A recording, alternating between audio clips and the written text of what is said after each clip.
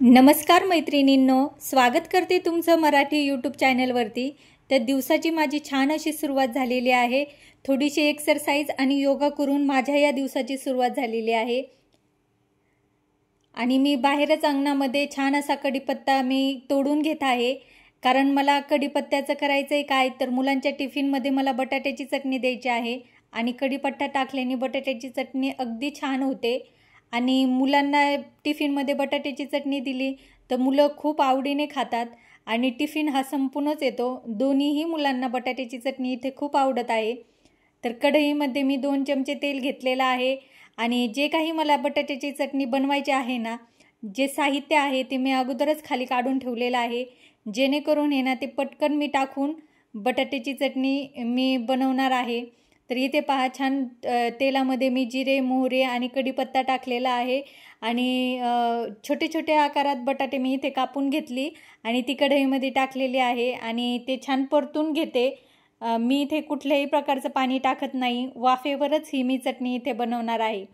जे काही बटाटे आहेत ते छान वाफेवरती पलीकडे गॅसवरती शिजत आहेत, तोपर्यंत मी लगेचच काय केलेले आहे की पीठ मळून घेतलेलं आहे चपात्यासाठी आणि मुलांपुरत्याच चपात्या मी बनवणार आहे इथे।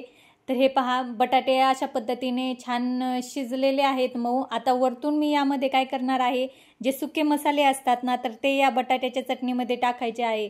इतकी छान बटाट्याची चटणी लागते की खरंच मुलांना ही बटाट्याची चटणी खूप आवडते। आता लगेचच मी काय केलेलं आहे, इथे चपात्यासाठी जे पीठ मळलेलं आहे, लगेच चपात्या मी इथे पटपट पटपट बनवून घेणार आणि मुलांचा टिफिन मी इथे रेडी करून घेणार आहे। आजकाल मुलांचं खरंच इतकं चांगलं आहे ना की मुलांना शाळेत जाण्याच्या अगोदरच मुलांसाठी टिफिन बनवायचा, मुलांसाठी नाश्ता तयार करून ठेवायचा आणि आपण आयासुद्धा हे सर्व काम अगदी आनंदात करत असतो। कुठलाही आपल्याला त्रास असो, पण आपण ही सकाळची जी ही कामे असतात ना, तर ती एकदम आनंदात उत्साहात करत असतो आणि होता होईन तेवढं आपण आपल्या मुलांसाठी चांगले प्रयत्न करत असतो असं मला म्हणायचं आहे। आणि इथे पहा, माझी चपाती देखील छान अशा मी इथे बनवून घेत आहे आणि चपात्या झाल्याच्या नंतर तुम्हाला इथे चटणी पाहायला मिळते। यात मी सुके मसाले सगळे घालून घेतलेले आहेत आणि मुलांना आज नाश्त्यामध्ये खिचडी खाण्याची इच्छा झालती साबुदाण्याची, तर ती मी इथे करून घेतलेली आहे। आणि इकडे पहा, या मॅडमचं तर काहीतरी वेगळंच चाललेलं आहे। हिने अजून केसही केलेले नाही आहेत आणि मांजरीला चपाती द्यायचं काम चाललेलं आहे, परत तिला सांगायचं पण काम चाललेलं आहे की हे खाऊन टाक आणि काही पडलेलं नाही। स्कूलला जायचं आहे, आपल्याला आवरायचं आहे, आपल्याला लेट होईल का काय, ती तिच्याच मस्तीमध्ये होती। शेवटी त्यांनी आवरलं आणि ते आता स्कूलला निघलेले आहेत दोघं पण। तर आता ते स्कूलला जातील आणि त्याच्यानंतर मी लगेचच इथे फ्रेश झालेले आहे, माझे अंघोळ वगैरे सगळं झालेलं आहे।